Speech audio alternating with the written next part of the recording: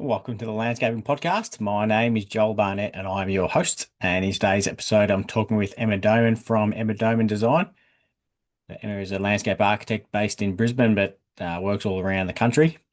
And she spent the first, I think it was 17 years of her working life in as a landscape architect in the commercial world, and then transitioned into doing residential. So I always find it fascinating talking to people who have gone from commercial into domestic and talking about the differences between the two.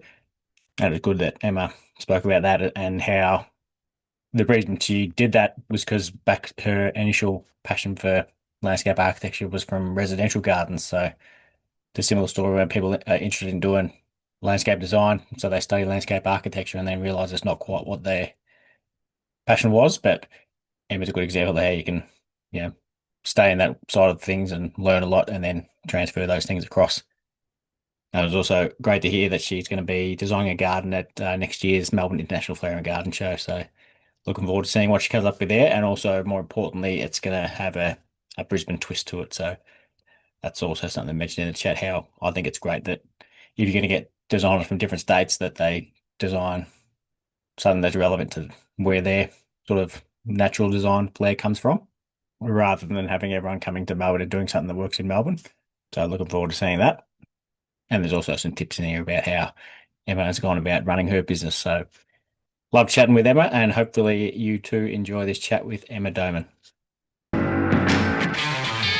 Emma, thank you for joining us on the Landscaping Podcast. My first question for you is, how did you start in the industry? Thanks for having me, Joel. A pleasure to speak with you today. My journey into landscape architecture was very linear. I went straight from high school into uni. So I left high school in 97, went straight into uni to study landscape architecture. Having said that, though, my journey within landscape architecture, has moved around a lot. So, yeah. That's And I very don't think fair. anyone it is rare. Yeah. Yeah. So, I've had the business now for 5 years, but I spent 17 years working for other people in a very commercial landscape architectural role for multidisciplinary practices before going out on my own. So what made you know about landscape architecture when you were at school? Look, I don't think anyone was surprised when I was, applying for landscape architecture. It's really hard to say. I've just always been drawn to natural landscapes. I love the outdoors. I love the sun. I love, just everything just feels better outside. And I've always been a plant person. My mum, we moved around a lot when I was younger, but every house that we had, my mum always gave me a patch of garden. And, my mum, she loved gardening, and there was always something. She'd kind of do these, like whenever we were outside, she'd always make a point of like pointing to things like, see that new bud on the camellia, or, and then she'd take cuttings and she'd explain what she was doing. And our windowsill on the kitchen, any type of vessel, whether it was a Vegemite jar or a proper vase, always had a cutting throwing roots down. And she'd sort of, we'd watch it grow together. So I think, and then I just loved being outside. My brother and I just were always up a tree. I used to take toys and homework and books up a tree. I just, I think there's outdoor kids and there's kids who are drawn to other things. And I was definitely an outdoor kid, a real tomboy. It just felt like a very natural kind of thing. My favourite subjects at school were art. And I remember sitting down with my art teacher going through, in Queensland, we have this book that you look through and pore over when you're getting in year 12, getting ready to apply for university. And it's got every course that you can apply for, and you've got to pick your 6 preferences. And I was drawn to the landscape, and I remember discussing it with my art teacher, and he said, that is just so you. And so I applied for it as my first preference, and there was just, that was it. Yeah, awesome. And have you always been in Brisbane? No, I actually grew up in Victoria. All right. Yeah, so I was born in Mount Macedon, and we then moved to Ballarat, where I spent most of my time. And I think that had a lot of influence as well, because Ballarat's very, you've got the Begonia Festival. There's just so many beautiful gardens. Mount Macedon, so my parents used to take us back there, and, the forest is just so beautiful. And I think when you become a parent, you start to look at all these layers that imprint on your childhood, and you start to kind of piece it all together, kind of going, well, you know, it just happens the way it happens, I guess. Yeah, it's funny when you look back on your childhood memories. Like I was telling my mum just the other day how crazy it is that I can, like we moved out of our first house when I was 13, but I know what plants, like the botanical names of the plants that were in that backyard, even though I had no interest in doing landscaping until I was like 20. And so, but Wow, I just know the trees that were in there. So that's amazing. it's the type of thing you don't really know that you're taking, it's subconsciously, you don't know that you're taking note of those type of things. 100%. I think it is very subconscious when you're that age. I remember going, like, we were about to go on this big kind of road trip basically in the school holidays. I'm one of four children. And mum and dad said, we drove us to the newsagent and said, you can go and pick like two magazines to read in the car on the road trip. And like, super uncool of me, of course, I chose two gardening journals and two gardening magazines. And my brother and sister, they choosing like, do you remember TV hits and Yeah, yeah, all of those smash like, hits. yeah, smash hits, the cool stuff. But I walked out with I think like a home and garden or a bell or something, and a gardening magazine. And by the end of that 2 weeks, every page in those two magazines was just, weathered, because I read it from cover to cover and just remembered all the names. And similar to yourself, like I was a bit odd. I was a teenager walking around knowing the names of all those plants. So when you finished your studying landscape architecture, did you go straight into working in it from there? No, I didn't. So I finished at a time where it was almost impossible to get a job, actually. So because I'd gone straight from high school to uni, I thought I'm just going to go and travel for a bit. So I bought like an around the world ticket, spent most of that time working in London, the Greek islands. And then, my friends start calling from home saying, oh, you need to come back. Like everyone's getting jobs now. Now's a really good time. And so I flew home and started working straight away. And that was the boom of, Brisbane in the early 2000s. Yeah. And Yeah. so was it for like that? Did you work that place you're at 17 years? Is that where you started at, and then you were there that whole time? No, no, it wasn't. So I started with a relatively small firm that don't exist anymore, Terrain, with Scott Taylor. And then I was there probably for about 10 months. I was the only girl there. It was an unusual team. I remember having to ask the admin girl if we could get soap for the bathroom. So I then moved on to Gamble McKinnon, another amazing firm in Brisbane. Sadly, it doesn't exist anymore either, which then became Gamble McKinnon Green. And I spent 5 years working there. And then I went to a company called Edor, which you probably know, who are now AECOM.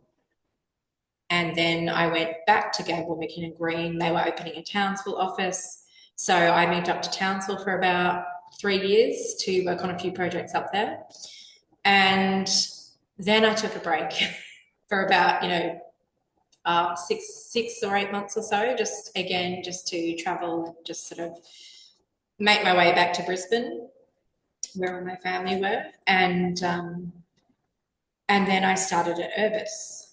So what was the differences like between those places in terms of like the way they did things? Are they all pretty consistent with what you learned, or were you learning a lot every time you moved to a new place? Definitely learning a lot every time I moved to a new place. So the size of the team and the type of work that they were doing varied quite a bit, and the scale of the project. So the big corporate firms like AECOM and Urbis, they're doing lots of government work. So I went back to uni when I was at Gamble McKinnon Green. So at that, they've changed the course now, but at that time, when you did your undergrad, um, you had another 2 years to do before you were, fully qualified in the respect that you could register with AILA as a registered landscape architect. So while I was, I went and did my year traveling, came home, started working, and then applied to do that extra 2 years. So the idea was that you're working while you're doing it. So you're gaining that on the job experience, but it's giving you those extra qualifications. So really, the degree was done in like two parts. It's now changed and it's all done as a 4 year degree. And then when I started working for, those big sort of corporate firms, and the scale of the projects was a lot bigger. And a couple of those projects, we were lead consultant on them. I started to get a real interest in project management. So I went back and I did a master's of project management. And, that opened a lot of doors for me in terms of just the projects that I was working on, the role that I had in each project. And before that, I was just really frustrated, with, I think as landscape architects, we're very creative people and we love the design process. But the project management, I felt, needed to become a bigger part of what we were doing. So, yeah, I really enjoyed that. I'm glad I did that project management masters. And I think it serves me very well in business, wearing all the hats and also seeing projects through from concept to completion as well, and working with contractors, So even do you from a reckon client that, management point of view. would you say that what was the reason behind thinking that you needed to be part of the project management as well rather than just doing the design? Is that so that it sort of gets implemented the way it's supposed to?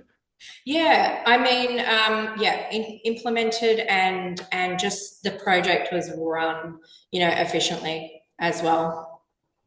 From a team point of view, from a client management point of view, from a client, from just everything, quality, cost. Yeah. I think So also, I think a lot of landscape architects I've spoken to in sort of those larger companies, they don't get to see the actual finished project all that often as well. So that would also be a part, like you'd get to see it being developed and get more satisfaction out of it, I imagine. yeah, absolutely. And yeah, like it's yes, being in that project from concept to completion and even opening day, that's a really nice thing to be a part of. Yeah.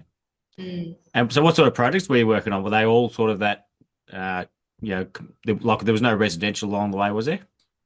Not really. Some of the smaller, practices that I was working with, they did the odd residential, but not really. It was more like, for one of their good clients, just looking at their house kind of thing. Yeah. They never really had a strong residential component to their project portfolio. The type of projects that I was working on with the bigger firms were placemaking, public spaces kind of projects. So streetscapes, big council parks, lots of residential towers. Well, not residential towers, more like multi-use, multi-use. So commercial on the bottom, big plaza spaces, streetscape, and then, the recreational terrace on the top for the residents who were living in that tower. Oh yeah. Yeah, so lots of podium projects. What do you mean by podium? Is that what they call those types of? Yeah, that's right. So yeah, not in natural ground, basically. Okay, yep. Yeah, yeah. So what was it that made you change, like wanting to get out of that side of things? Look, it was really motherhood, I guess. So I think everything, it's such a big life transition when you have children. And it wasn't, I've got two boys, and it wasn't as big the first time. I think when I went on maternity leave the first time, I remember I packed everything away into a box, knowing full well I'd be back in about 8 months' time, and I put it away in a cupboard somewhere. I still felt very connected with the team and the clients and the type of work that they were doing, stayed in touch with the team during maternity leave. But we also had a premier baby, and it was a very challenging 6 months with our first one. He was very unsettled, and I think through all those long days, you get a lot of reflection time, and I guess I started thinking about, I think a lot of memories come flooding back to you as well when you are having that reflection time with children and you start thinking about the way you were brought up and everything. And I've always loved residential design. When I applied for that university degree in year 12, I applied for it imagining that I would be designing people's gardens one day. Mm. But the story you get told when you're, in commercial landscape architecture is there's no money in residential design. So, the mum and dad client, the fee gets burned very quickly. They're very high maintenance. You can't make money from a residential project. And so I guess got swept up in the degree, and then you finish your degree and you're like, I've got to find a job because I've spent X amount of dollars on a HEX, debt. And so now it would be, I've got to make sure I make that worthwhile. So you just get caught up, and I just went for my first job and started working on these great fun projects. And, I guess being a young person, who likes traveling, public space and that component was of interest to me. I'd been to a few of the amazing public spaces around the world, and I loved studying those spaces and why they work and what makes them so great. So I liked that. I was very motivated by all of that. But yeah, I guess at some point you believe the story that you get told. And then, so I just kind of forgot about residential design. And then while I was having the kids, I started seeing this rise in residential work, like the likes of Mon Palmer and Adam Robinson, doing this beautiful work. And I started to think that it was possible to have a business with design excellence for residential projects. So yeah, I guess I had a couple of years between kids, and I guess over that, when I did go back to work, it was quite easy to become disconnected actually, because I went back part-time. So, you're not in the same roles in projects as you are when you're full-time, because the client needs you every day. Yeah. So, I'd taken a step back. I became just really quite disconnected. I did a secondment, so I was actually away from my team and the whole company. I did that for sort of 6-8 months, I think. So, and then I went on mat leave the second time. But the second time I went on mat leave, I actually took everything home because I just knew I wasn't going to be back. I knew that I would find a way to make this work because it was absolutely what I wanted to do since a teenager. So I used to take a few things home every day so people didn't notice I was slowly packing away my desk. Well, like quietly quitting, don't they, or something like that? Yeah, that's right. And so I went on mat leave the second time, and I went early because I was, obviously with our first time being premier, I was just terrified that was going to happen again. So I finished earlier than normal, and I started the business 2 weeks before my second baby was due. Great timing. I know. So I actually remember taking the laptop to the hospital with me to, work on stuff when I had my second, yeah. But, I thought this maternity leave, like this 8 months to a year, is a great chance for me. Like, I wanted to see if I could get this off the ground, but I still had a job to fall back on. So it's like, I'm going to use my maternity leave, which is crazy when you think about it. But I'm going to use my maternity leave to see if I can get this business off the ground. And then, as luck would have it, COVID hit. And my boss rang me and said, we don't know how long this is going to hang around. We're not sure what it means for the team, but heads up, we're looking at some redundancies. And I was like, this is the best outcome ever, because I was going to leave anyway. And I thought, finally, I've got like a little cash injection to help me on my journey into my own business.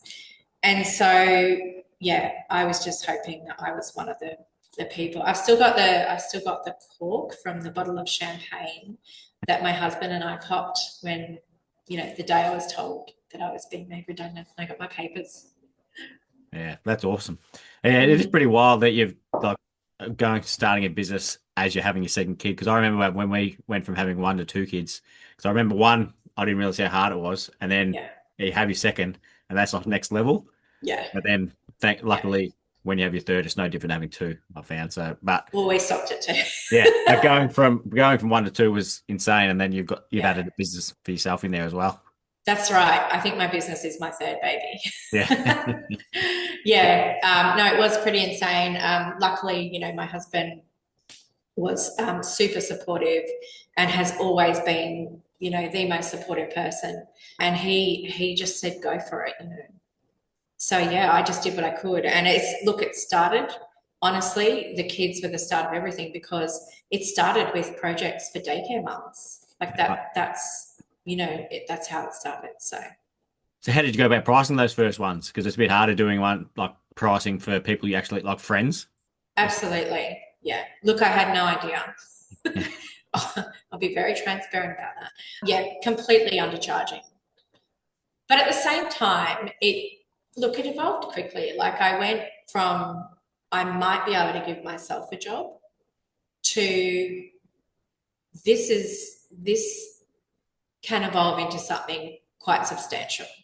So I was really happy at the start just to give myself, a little bit of a wage. I was still only working, I reckon. Well, I was kind of just working when the kids were in bed at night, maybe, 2 or 3 hours at night until it got to a project that just, was really the start of a huge rush.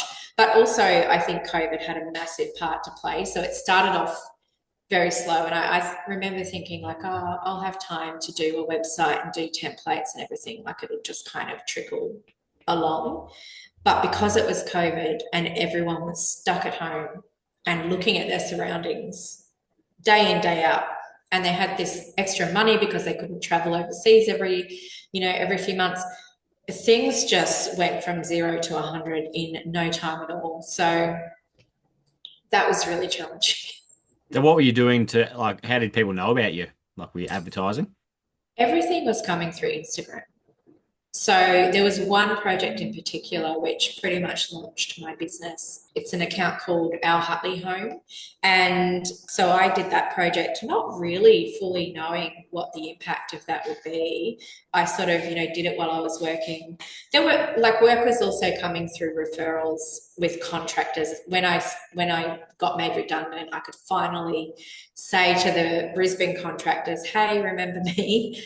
Guess what? I'm doing my own stuff now. So they started referring work to me as well. There were daycare mums, there were, just small architects and contractors who were sort of feeding me a bit of work. But this project on Instagram, I didn't realize her account was growing so massively. And I went down she lives in Lennox Head and I live in Brisbane. So I'd driven down to present the concept to her. And I didn't realize she was going to post about it that day, but the whole way home, everything was just dinging on my phone. Like this is back in the day when Instagram was great. It was an awesome platform for organic content. I think now it's very much about paid content. But yeah, that project was the start of a huge influx of work, All right. which was super fortunate. Yeah, that they're a really good what's the word type of market to get into. The ones they get called influencer mums because they've got a insanely passionate following.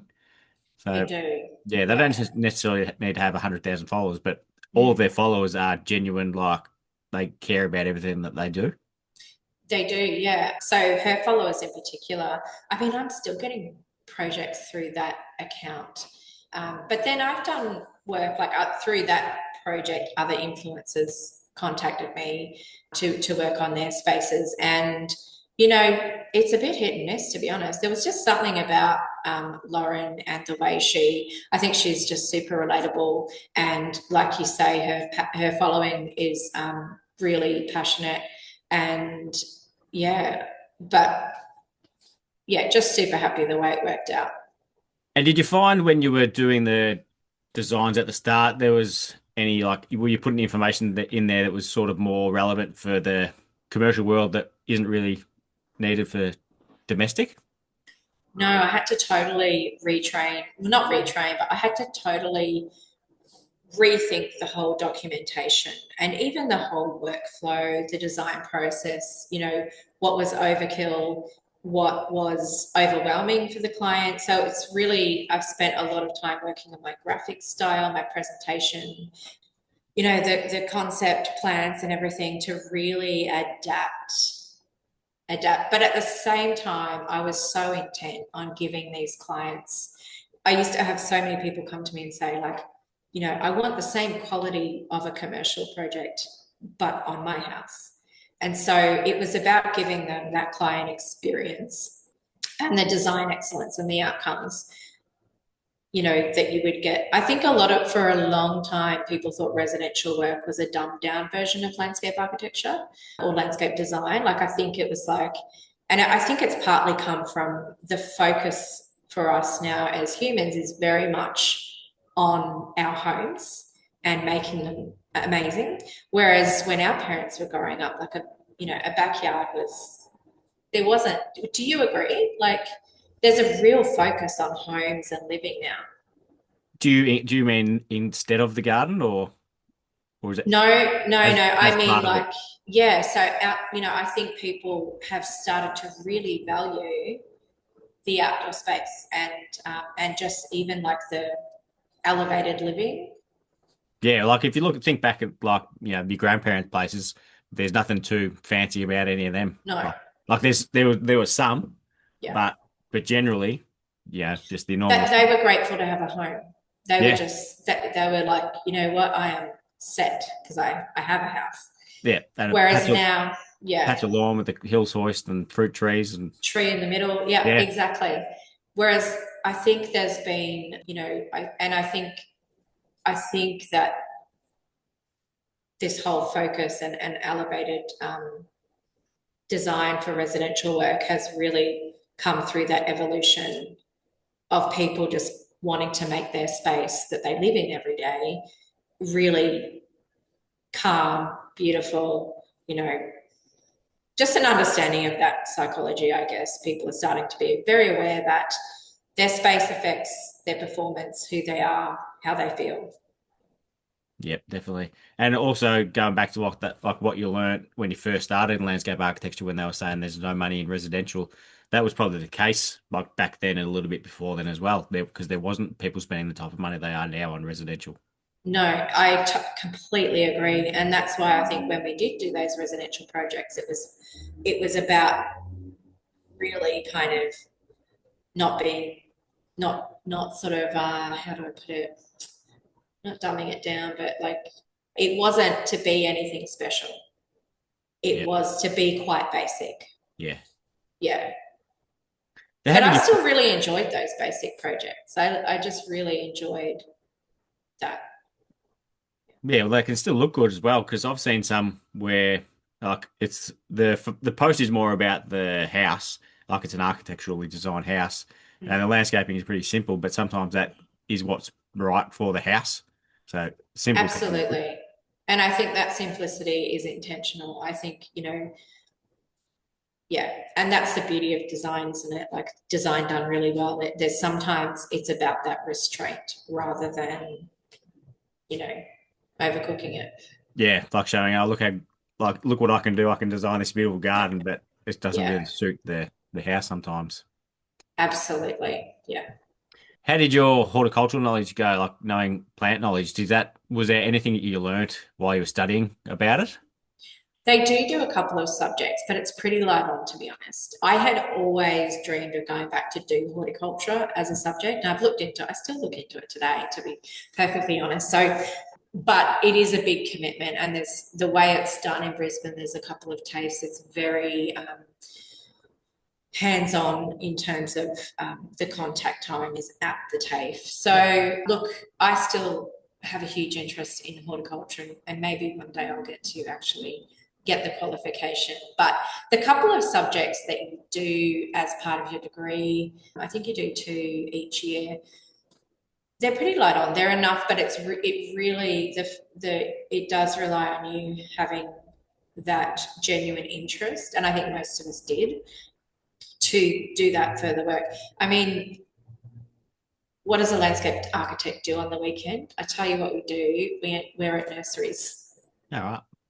Like, it's pretty boring. We're a bit of an odd bunch, but that's like one of my favorite things to do. And that's if I've got an hour where I'm like, I'm just going to escape this chaotic, and I'll say to my husband, I'm just ducking out for a bit. You'll find me at a nursery just checking out plants. Like, I think most of us kind of do that. And when you're going places, are you sort of judging how it's all been designed, like in commercial spaces, like thinking I wouldn't have designed it like this? Look, commercial work is often driven by so many things out of the designer's control. Everything from building code, the Australian standards, budget. So with those government projects, you can be working on them, and then all of a sudden a huge budget cut is announced to the project. And, so there's so many things out of the control. And even to the point where, I've worked on a project where we had chosen all the materials, and then the mayor ended up having a meeting with one of the local suppliers, and then she's like, no, we can't use that material because it comes from we're going to use all this local stone. And so, and like, sometimes they're just not the designer's decisions. And I think people forget that, because those kind of projects can be very heavily scrutinized. And that's one of the things I love about residential work. Just the intimacy of you just working with that client, the homeowner. I just love that process. And yeah, I feel like there's a lot more control over the design, because commercial projects are a bit wild sometimes. Yeah. Yeah. Have you hooked up with any like contractors who can build your projects? Like, were there any that were doing the commercial that do residential as well?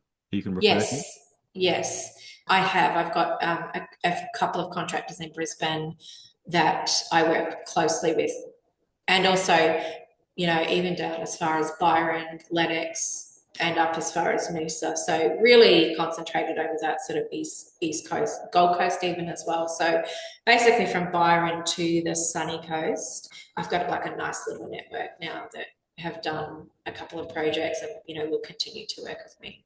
Yeah, nice.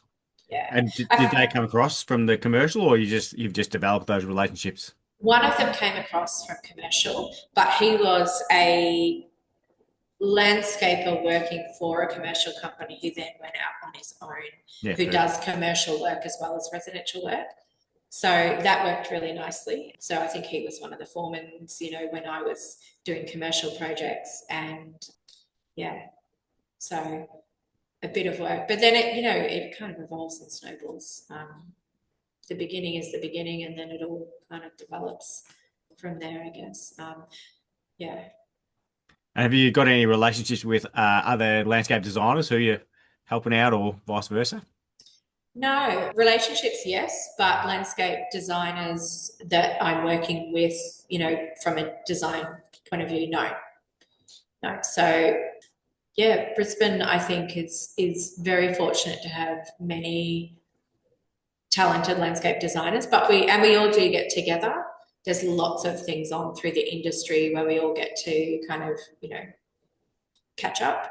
But we tend to like, having said that, there's a couple of designers where, like, if the project comes through my inbox and I'm like, it doesn't quite suit my kind of work or the budget or even the time frame, I'll then sort of, write back to them saying, look, how about you try this person or this person? So there is that relationship. Yeah.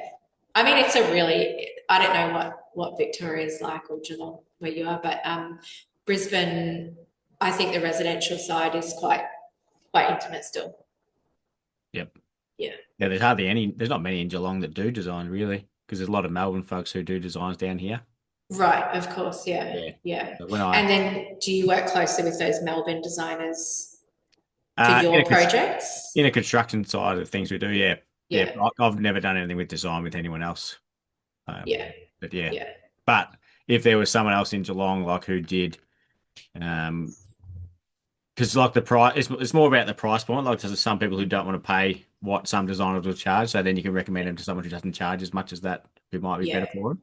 Yes. But I Yeah. don't. Yeah, there's like no one I can think of who I can recommend to who do, if they don't want to pay what I charge. Yes. So, but yeah, it is handy to have more. So it's, yeah, it's quite a different field when you're thinking designers compared to contractors. 'Cause there's a lot more contractors than designers everywhere. There are, yeah. But I find that one of the biggest challenges actually, just like finding that nice network of people who can deliver that project that, respect that design process. And, you know, I think that's the biggest challenge for design. It's just having that relationship with the contractors. I mean, I've had contractors completely throw me under the bus, Yeah, and then I've had like someone redesign, like you get an email from the client saying, oh yeah, that person came out and they suggested that we do this and this and then you think, wow, you just paid thousands for a design, but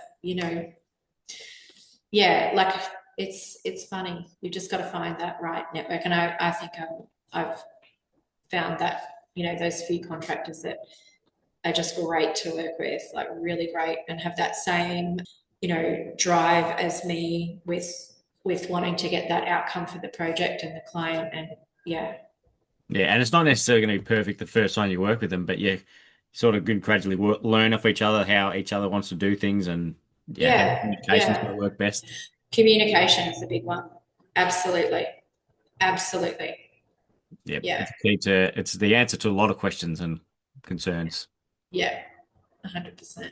Uh, when I spoke with you about coming on, you mentioned that you're also going to be dropping back down to Melbourne in about 6 months' time from now, when just so happens the Melbourne Flower and Garden show is on. You're designing a garden there. I So am. how did that come about? I was down in Melbourne a couple of years ago, and I met with Marty. I got talking to Marty. It was the year that Peter Donegan and Martin Semken from Semken Landscaping, they did a garden together. The So I was Peter's chatting to them. first one, or was it the No, last one? the second one, when the one was a plane, Yep. the veteran one. Yep. So got talking to Martin, and he, just mentioned I'd always wanted to go to the Melbourne Flower and Garden Show, and I still have lots of family down in Victoria, so was just really happy to. I only went down for the day. I flew down in the morning and came back in the evening. Yeah. Right. Yeah, and anyway, got talking to Martin, who introduced me to Trent, who is the organizer, and Trent, basically said, yeah, this is the process we go through. If you're interested, let me know. And I sort of, first thought was, oh, just would love to, but it would never work. I'm Queensland, and like, just in awe of what I was looking at as well. I was like, oh, I could, no. And I looked it up on the web page, and it sort of gave me a bit of information about what the lead up, and the 9 days to prep and build and everything.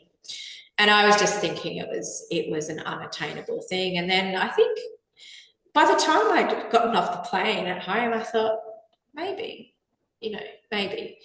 Anyway, the time came around. So that was 2 years ago. Then the time came around for Trent to kind of call for submission. So he dropped me an email, and my youngest was starting prep this year. So that would have been for this year. And I kind of thought, that's a really busy time for the family. If that transition from kindy to prep doesn't go so well, and then I'm all of a sudden away for all of March, that could be a lot. So I said to Trent, look, this year's not a good year for family reasons, but let's keep in touch. And then yeah, he touched base again the year after, and I just went, well, why not? Why not? It's funny that's kind of that you use those words, and that's kind of Peter Dongan's, like you mentioned before, that's his kind of philosophy as well. Like Awesome. someone asks you to do something, you say, yeah, why not? Why not? Yeah. Why not? So yeah, it's interesting and it will be interesting. So we'll see how it goes. Now, when did you start thinking of what type of garden it would be?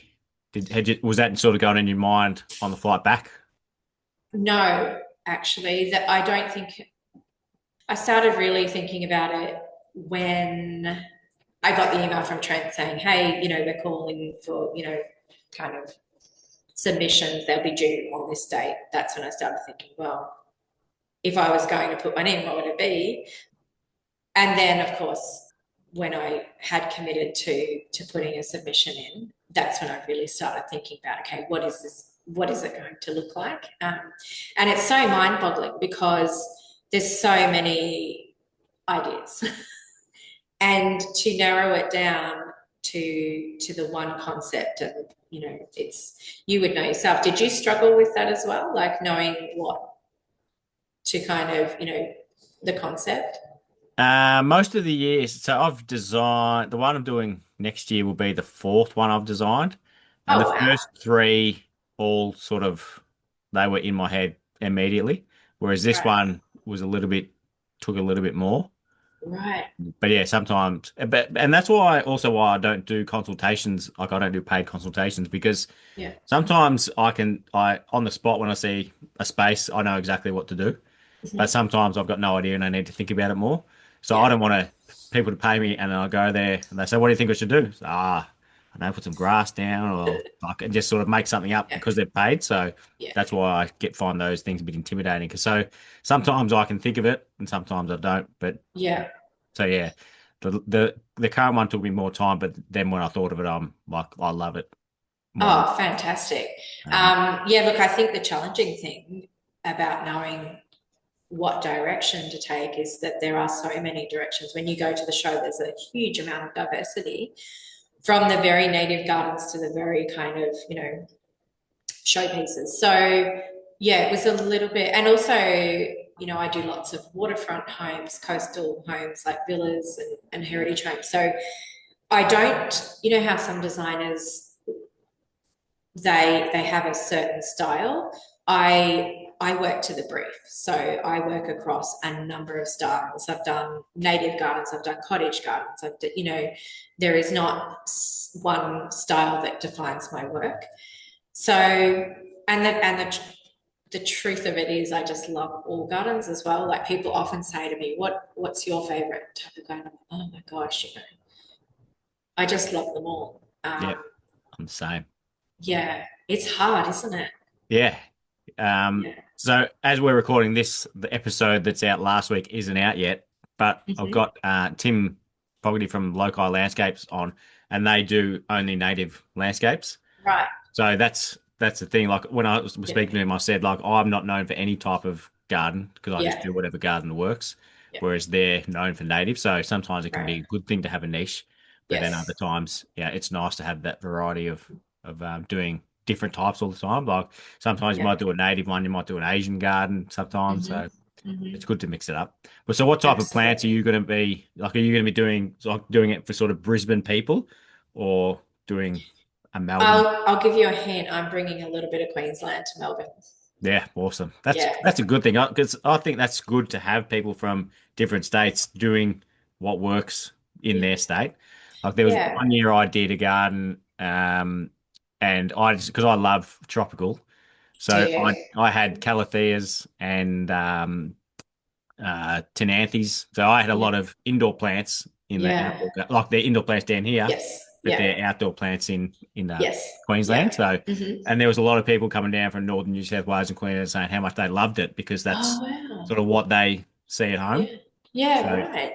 so it's yeah, Interesting. it's good having that variety. So there's like the purely natives, there's like more exotics working in Melbourne, and then there's ones working in Queensland. I think that's That's right. Yeah. Yes. And I think like so the clients that I do work with, down south, I'm doing a project at Torquay at the moment, and their brief, is they just love going on holidays to Queensland. They want that little bit of Queensland. So most of the clients that I work with in Victoria, they do want that tropical feel adapted to Melbourne climate, but they really love, they want a little bit of that resort style landscape at home. Yeah. Yeah, I remember because that used to be, I loved to do it back in the early days, and people would talk down about it, saying that, we're in Victoria, so you can't have tropical gardens. But yeah, there's so many plants you can use that look tropical and work down here. Like you chuck in the variegated shell ginger, there's yeah, the silver plum Alcantara, like yes, big really yeah, adds that, and yeah. And Bangalore palms are also, natives. absolutely. I was surprised that, like, in the very early days, I did a project on the Mornington Peninsula, and their brief was, that resort style landscape.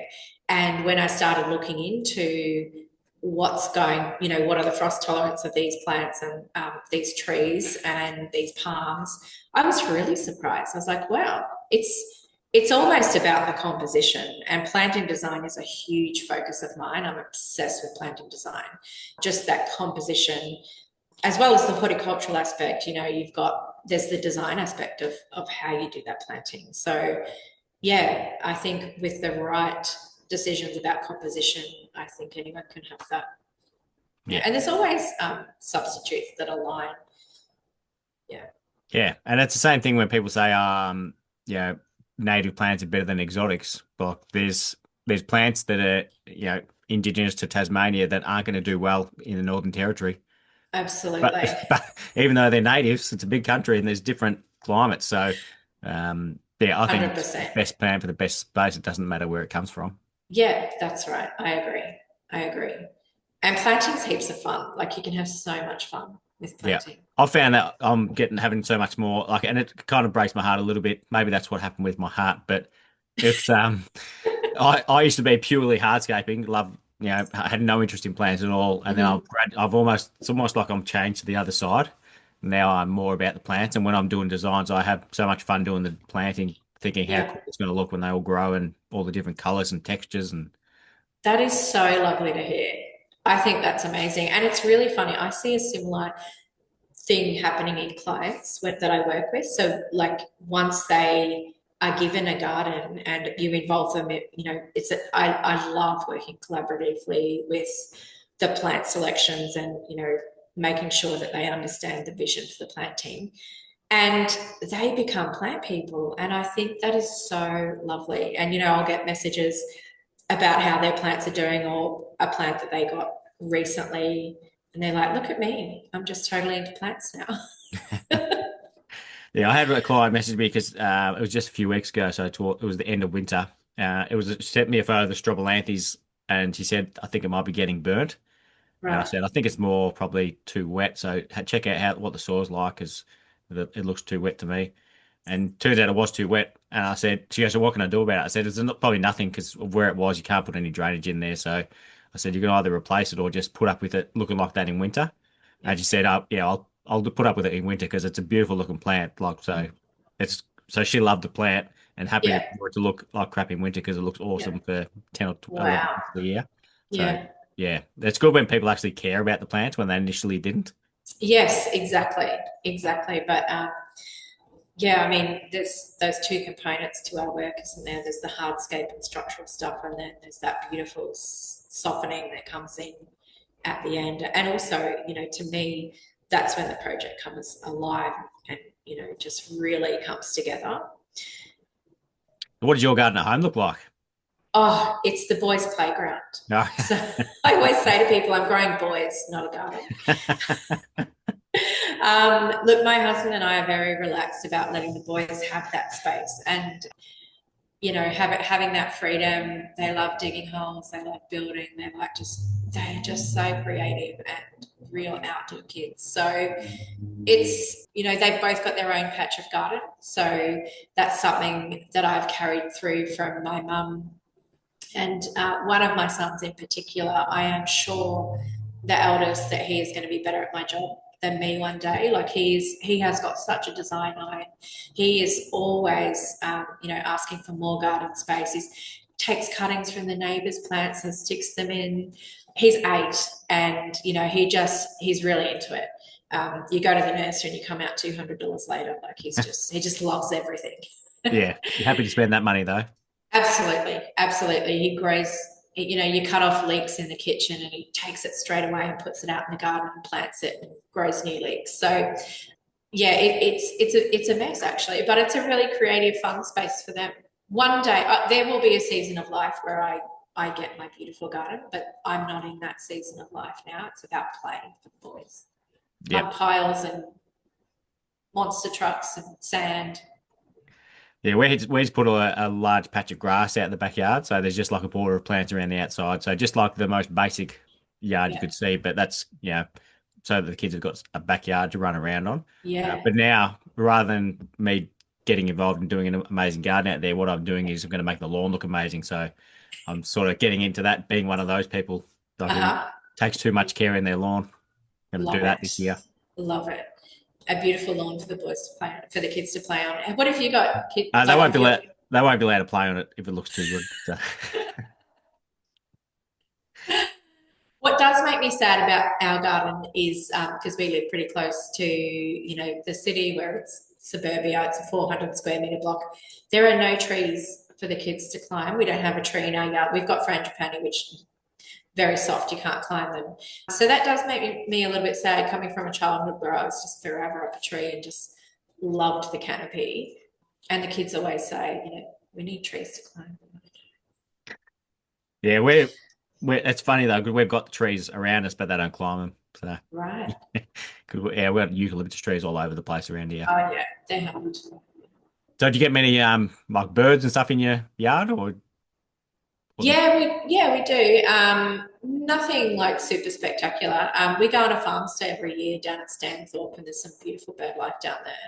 We sort of get lots of butcher birds and minor birds. Yeah. Actually, this year we did have a family of owls, All right. and they were beautiful. It was a mum and a dad and a baby, and I think they were teaching it to fly. But there was like a period of about a week where the boys and I and my husband, it'd get to nighttime, we'd look and we'd find the owls and we'd just watch them, and they were just beautiful. So, yeah, lots of bats too in Brisbane.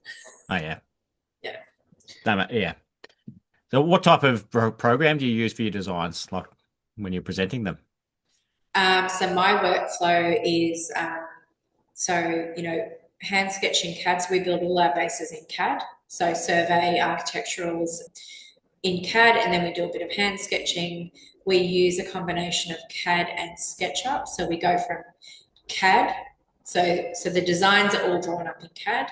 That then goes to SketchUp and then on to Lumion. That's for the 3D component. But for the 2D, for the presentation stuff, we will go from CAD to Photoshop to InDesign. So basically the Photoshop is just our rendering software. And then we do all the presentation boards and graphics not graphics, all the presentation pages in InDesign. Wow. Yeah. And is that all what you were doing previous as well? Like, was that this type of Yeah. stuff that did? Yeah, pretty much. Yeah. Yes, I am grateful for that background in commercial because that's given me, although I've adapted the workflow, it's given me a really rigorous kind of process and workflow. And yeah, so that is similar to what we would do in a commercial.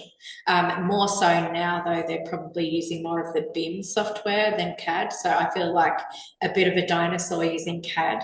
They're probably using like Revit, which is a bit wasted in residential stuff, I guess, for Right. my work anyway, not for architecturals, Yeah. but for landscape, probably a bit of overkill to use Revit. And have you got any employees? I do. So I have Violetta. She's, 4 to 5 days a week. So I work school mum hours. So, it's really handy having Violetta to be there sort of that 4 to 5 days a week. And we've been working together for 10 years. So we Uh, were working together. She's only been with me for 3 years, but she basically came across when she saw that I was doing my own thing. She was like, you know what, I'm up for a change too. And it was perfect for me because I knew that she was amazing and she is amazing. And, she's a qualified landscape architect and yeah, we just work well together. We work really well together, actually. We're so efficient. And we've sort of found that apart from a little bit of admin support, which is very much on a, casual basis, the two of us can really achieve quite a bit. We just, yeah, it's great. Yeah, it's good when you got someone you know what each other's doing. Like, Yeah, yeah, she's great, and she's got great style. And from a design point of view, we really think the same. Yeah. yeah, can you see yourself putting on more stuff in the future, or like, do you think like once the kids go to like high school or something, you might change the way things look? Oh, look, possibly. I've sort of done my like I think about this a lot because as a business owner, you're always thinking, especially in those high pressure points. "Oh, do I need someone else? I think there's probably a place for one or two more people, but sort of specialize. So like someone in the 3D space, potentially, and production, I guess. Certainly admin, yes. I don't want it to get. I really love the boutique kind of style of practice that we are. I definitely don't see it going beyond sort of 5 employees, but you never know, do you? Mm. Yeah, that's My been yeah, that's right. I think my ideal team is 4 to 5. yeah. I often wonder about the people who've got massive teams, wondering if they're making, they must be making a stupid amount of money, or otherwise, why are you doing it? Like having so much Exactly. stress to make the same Ex- amount of money. That's right. The overheads start getting really huge when you have a massive team. Yeah. I've just moved into an office space. So for the last 5 years, I've had my office at home. That was no longer working with two very active boys, and the business sort of growing and growing every year. So for the first time this year, I'm in an office space, and I chose this space. There's probably room for about 4 workstations. So that was really part of my process in looking for a space, not having an idea of what the growth and team might look like in the future, so that I'm looking for the space that fits that purpose. Do you do presentations like do you do them at the client's home, or can you now bring them to your studio? Both. So it's great having space that I can have clients in, Yeah. even suppliers, like and contractors as well. Just having a space to collaborate, and Violetta comes here. So Violetta isn't based in the office; she's still based at home, and that works for her. She's got 2 little French bulldogs, highly needing apparently. So look, that works for her, and I'm really happy for her to be where she feels the most productive. Having said that, she's a phone call away from like, being in the office. So I think one week she was in and out sort of, there were she was probably here a few times. But we have a space now where we can meet at the start of the week, talk about the week ahead, talk about the new projects that have come in, talk about where things are at, and just yeah, it's just really wonderful. Yeah, awesome. So you mentioned before you were doing projects in like Victoria. So do you do much outside of Queensland? Heaps. All Yeah. right. Yeah. So I would say only about not even 50% of my work is in Brisbane. Oh, sorry, in Queensland. So I've got works, in northern Queensland and Brisbane, got lots of work on the sunny coast and Gold Coast. But that really is only about 50% of the clientele. So one of the things that I've sort of brought from that commercial background, like commercial projects, is the fact that we would be working on projects here in Brisbane that were in Asia, or you're never going to do a site visit, but it taught us the ability to use all that site information to really understand the site really well, and do all that site analysis without even having to visit the site. So I think that was one of the really good things early on in the business. Like people realized that, like I had so many people in regional New South Wales, like Broken Hill, and like they would never normally have access to a designer, but all of a sudden with Zoom, thank you COVID, and everything else, and just the way the world works now, like I've been lucky enough to work on projects in WA, South Australia, all over. The only place I haven't done a project is the Northern Territory and Tassie, actually. Yeah, it makes So it a lot more fun being able to get to use different plants as well, I imagine. it does, and it just really,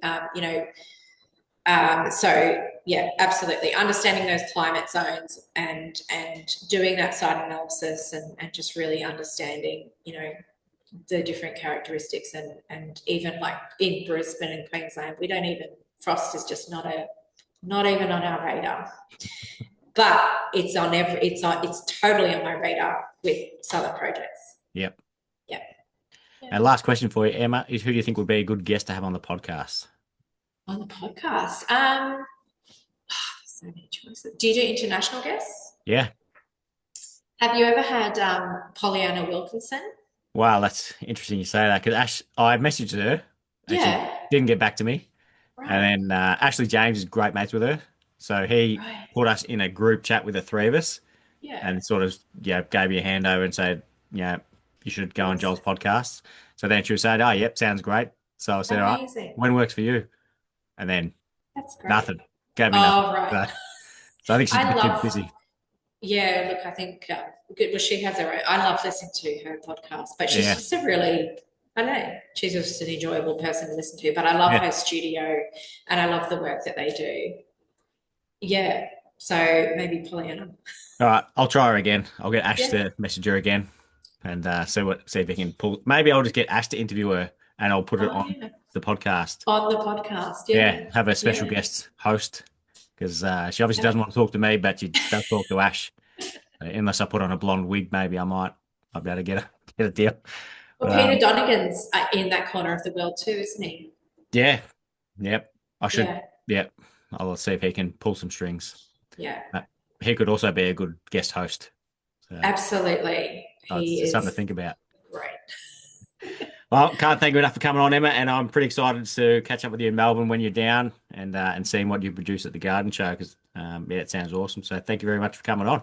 Thank you, Joel. It's been an absolute pleasure and thanks for having me.